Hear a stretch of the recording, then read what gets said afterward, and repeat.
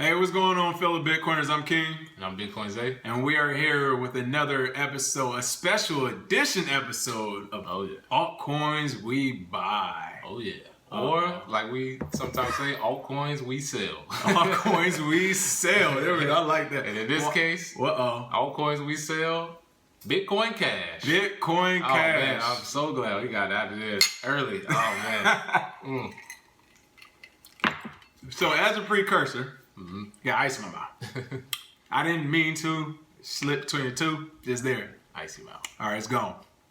As a precursor, we did talk about. Did we talk about Bitcoin? Yeah, we talked about Bitcoin Cash last week for the ICO and all that good stuff. We talked about the fork a little while ago. Right, we talked about the fork. Yeah, so we kind of gave a little update on that.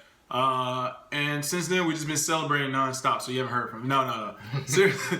But no, seriously, we had to come back around, as we say in the military, give our hot wash on it, which is basically just our brief on what happened. We couldn't do a video at the time because we were literally deep in it, trading, trying to maximize our potential gains. And networks were crazy. So yeah. So network confirmation and stuff. If anybody went through the Bitcoin Cash fiasco last week with the fork, what can you tell us about that? Well, if you don't know what it is and this is totally new to you, what happened was there's a disagreement between miners and the Bitcoin community. One group wants to keep the blocks that we have and implement SegWit, which is a software that we've discussed before, but basically it's a software that improves it, but it doesn't make the blocks bigger. Then there's another group who wants to make the blocks on the blockchain bigger to hold more transactions, to 8 megabytes. So what happened was, instead of the actual code hard forking, they created their own coin called Bitcoin Cash. So I don't want anybody to think that Bitcoin Cash and Bitcoin are associated. They're two separate things. Totally different coin, right? So Bitcoin Cash is its own thing, and the way that they did it, much like Stellar and Clams, if you've ever heard of those before, but what they did was if you have any Bitcoin, they credited it 1-to-1 with Bitcoin Cash. So if you had 1 Bitcoin, you would get 1 Bitcoin Cash, so to say. Right. If you had 10. So that's basically what happened in a nutshell. But there are a lot of things that got deep, with the exchanges and with people not being able to withdraw and with miners not being able to mine. And that we talk about discuss. Yeah. Oh yeah. Yeah. Because I love to give a special shout out to exchanges. The exchanges right now. You know what? Here's the bad part of cryptocurrency right now. When we talk about regulations and SEC, we need regulations because of the exchanges. They're turning into the banks, and then they're turning into dirty bankers. It's greed. To be quite frank. They're being greedy, and their greed is causing the entire, I won't say the system, I would say the process. Because the Bitcoin, that train isn't slowing down. The cryptocurrency train is off. So that's not going to stop. But they are slowing down the process of making these things work. As much as I love crypto, you got to understand humans. I will say, out of the Bitcoin Cash fiasco, for example, Bitfinex, if you use Bitfinex, they decided not to credit 1-to-1, but instead, for whatever bullshit excuse, I didn't even really want to know, they credited it 85%. They used some funny math. I was like, what? They're covering shorts. No, okay, I'm gonna go into the funny math. Since we're talking about numbers. It was wrong. The math was right for them. It was wrong for their customers, exactly. Which is why we're not on it anymore. Why people have lawsuits. Yeah. So we'll briefly cover a couple of exchanges and what happened. So as Bitcoin Zay said, Bitcoin Cash came out. They said we would credit you 1-to-1 for every Bitcoin. If you can have 1,000 Bitcoin, we have 1,000 Bitcoin Cash for free wherever the price is when it hits the market, which we knew was going to drop, which we tweeted about, we said things about. It dropped. We said we buy back in with like the 200 to 330 range, and that's where it's at right now. So we called that all the way right. And one more toast to selling it at 1,100. Oh man, get that out there. Yes, we did do that. Yeah, I knew that was off a cliff. Yeah, and when they got past 1,000, I was like, I thought we weren't going past 1,000. He was like, oh, we about to sell this. That was my we're good. And then when I saw 1,100, get out of there. But here we go. Bittrex, they did a good job. 1-to-1 was smooth. You could sell it. It was probably the easiest one to use, I would say.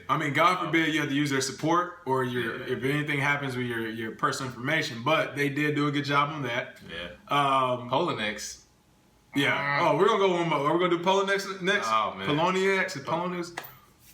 What can you say about them in this specific occasion? This was, well, they decided to credit it August 14th, right? And like I said, we'll talk about some of the other exchanges who are doing it even later, but that's still unacceptable. I mean, how can one exchange do it the day, and even one exchange even did 85%, but you have to wait until August 14th? It's, to me, this Bitcoin Cash kind of was an audit, so to say, like accidental audit. Most of these companies, have been operating off the fact that people are just going to keep giving them money to get into it. Fractional reserve? Is that what it is? What are you being just like a bank? Isn't this where we're getting away from? That's what we're trying to leave. Oh man. So, what does fractional reserve mean? The people don't know. Well, what that means is you only have to claim a certain amount of what you really have. So if you have $1 million, you can say you have $10 million. And then you can loan out that $10 million on paper, and you get the return from that for basically printing money out of thin air. And your banks have been doing it to you for so long now, you don't even know. It's becoming normal. Yeah, it's but in this world where everyone, even though while your money's on the exchange, they have the private keys, you're supposed to be owed that money. So in the crypto world, what that means is you can look and say, I have 50 Bitcoin sitting there, but they don't actually have it to give to you. That's why they do things such as limits. You can only sell a certain limit, or if you do sell a certain amount, it takes 12 days for you to get it, or whatever they do or whatnot. They do that on purpose because they have to be able to fill those orders, which in my opinion, they don't actually have all of that Bitcoin that is showing up on your account. So Poloniex, maybe, I don't know.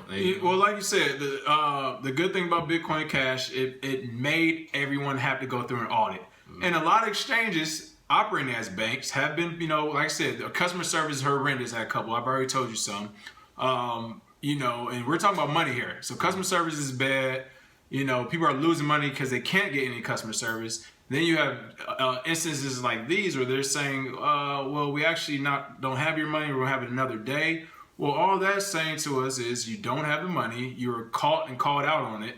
But instead of all these places doing the right thing, instead what they thought they were going to do is basically just walk away and say, well, yeah, you don't have your money, until the lawsuits start coming already. And now they're changing their terms of service. We'll go into that.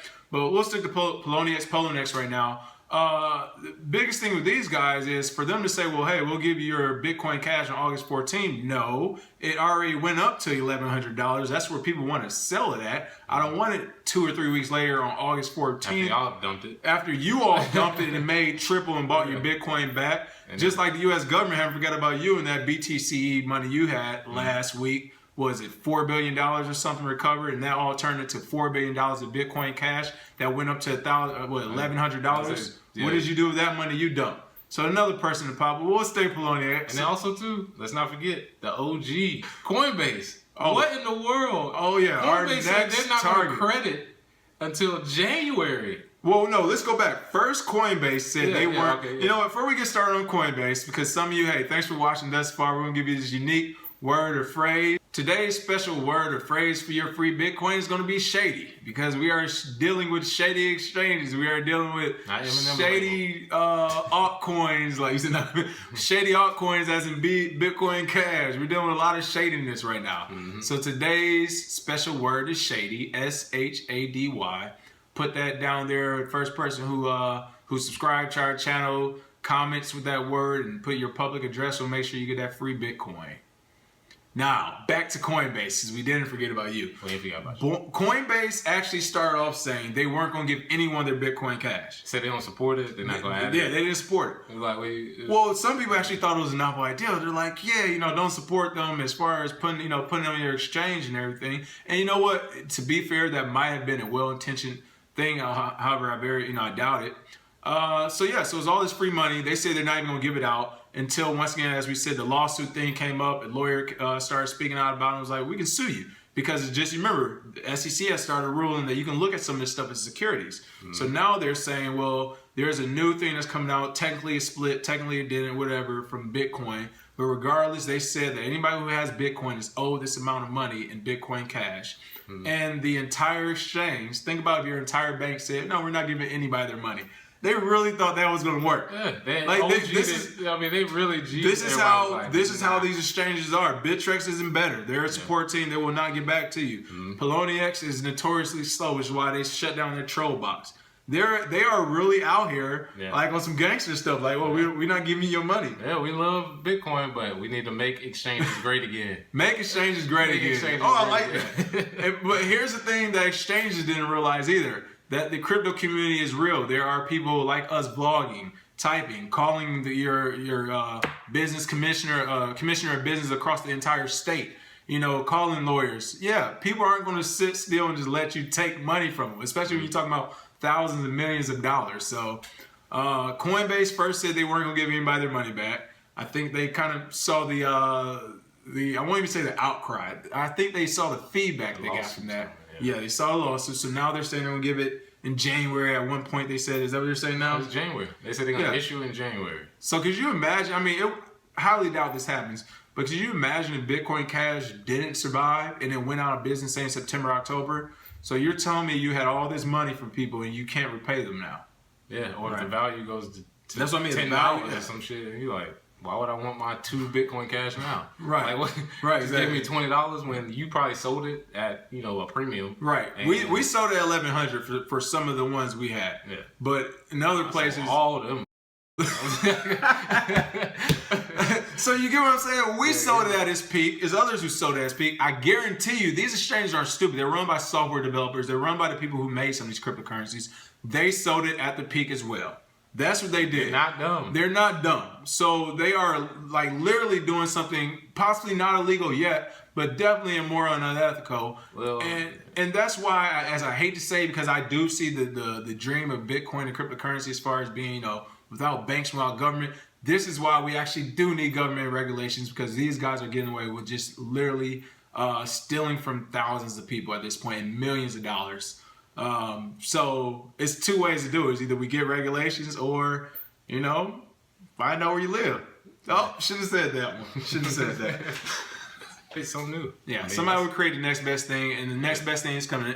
And these exchanges that do people like this are gone. So Bitfinex, the 85%, they did that because they oversold long and shorts, basically margin trading, which is saying, well, how your money? yeah, margin trading is like for traders like us. We would say, hey, we don't have all this money, but this exchange is going to let us borrow money to trade and bet that, hey, this is going to increase or decrease. Depending on what it does, you get paid multiples back of your money, and they keep a fee for that. Now, the problem is when you have a lot of people saying, we think this is going to go up, so if that thing goes up, you owe all these people this money, and then these other people on the other end are saying, well, this is going to go down, i.e. we know Bitcoin is going to go up, so we will go on margin. Not us, but people did that. And then people were saying, we know Bitcoin Cash is going to go down, so we're going to short it. So it's essentially the exchange, they lose in this deal. It's people, unless they make it up in fees, but they probably would. That's why they did it. It's basically like saying, yeah, you owe me some money, and then I come up to you and say, oh yeah, well I got 85% of it because I owe somebody else. We square, right? Exactly. And then you'd be like, no, we not. You only pay me 85% of what you owe me. Like, we're not square. I don't care about them. Right, I don't know them. I don't know them. That's not my orders. That's not my margin calls. Right. That's on you. You better scrape it up somewhere. But that's basically what's happening. So the guilty parties are Bitfinex, who say we will give you 85% of your money back. But Bitfinex, you're not dead to me because at least you gave us 85% back. And I'm sure you accounted for that because you were like, well, our competitors aren't giving anything back. So Bitfinex, just because that you guys aren't dead in the water to us. Let's see, Coinbase, you've been dead in the water. I mean, if anybody's still using Coin, unless you're brand new to crypto, you should not be using Coinbase. I mean, everybody knows that. Like, yeah, it's a good wallet. It's a minefield. Maybe as a wallet, maybe as a wallet, but Coinbase, so they got to get it together. They won't give it up forever because companies do improve. Yeah, they will. I'm sure they'll improve. They and they have the money to improve, which is crazy. Which is why Brian I'm like, Armstrong, what you doing, man? yeah, stop being cheap and spend the money on what you need to do. Yeah. So that's them. They're out the game. And then Poloniex, listen, I have fought for you guys for so long. OGs, man. Like, people want, right? You guys have been around. People, what has the community been saying about them? Well, I will say people are starting to look at Poloniex as the next exchange to be audited or taken down or shut down. Maybe people are starting to think that their margin trading was illegal. Some of their prices seem a little more inflated than usual than some of these other exchanges. Last time I heard people say that was Mt. Gox. I listened, so I never used Mt. Gox back in the day. I've used Poloniex, but at the same time, kind of getting out of it now because there's some whispers of some stuff going on, and plus the fact that they couldn't credit the accounts early. That's the red flag. I mean, a lot of these companies. What do you mean you don't have the money? That's what happened. Coinbase, Poloniex, which is why you two are dead to us right now. What do you mean you don't have the money? Yeah, that's not an answer. Mm-hmm. What do you don't have the money? Yeah, this is just. I mean, if that's a part of the code, your private keys are owned by that company, so that company does what they want. The thing is, if you put it on your own wallet and you try and transfer it, it's almost impossible with the network right now because Bitcoin Cash has just started mining. So it's taking people 2 days to send one transaction. So technically, only 20% of Bitcoin Cash has even been moved off wallets onto exchanges. It's gonna take a while for the rest of everybody to be able to move it because it's taking some people way longer than they thought. So which means when people can finally get all their Bitcoin Cash on the exchange, they're gonna sell it. I mean, this is real. Yeah. They're gonna sell it. Yeah, and then some people hold. Yeah, some people. I can see that, but I can see people actually holding now because they missed the big sale. Yeah, that is the only reason why. For people who are looking for the big return, they pretty much missed it for now. So they might as well hold for another 6 months. It'll start to increase in about 3 months. Yeah, I mean, you can't ignore the market cap. Yeah. I mean, they have a pretty high. It was like $6.5 billion last I looked. So it's not something you ignore, but at the same time, it is very early in the game. A lot of people haven't done everything they're going to do with Bitcoin Cash, and who knows what projects are coming out. I mean, I don't know. So yeah. Mm-hmm.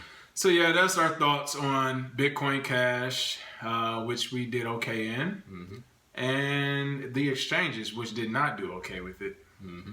But surely did not. But one more toast for getting through that shit.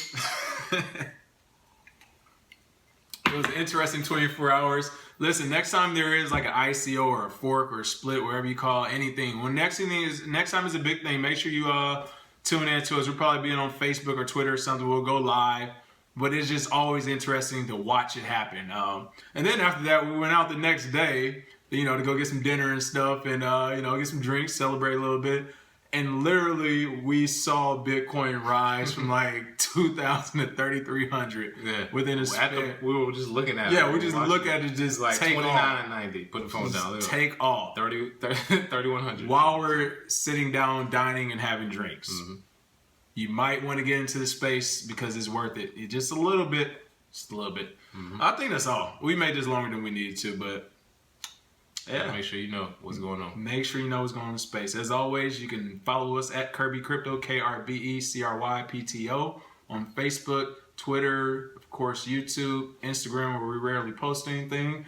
But we do give out a lot of tips and occasionally free Bitcoin on those channels as well. Thanks and take care.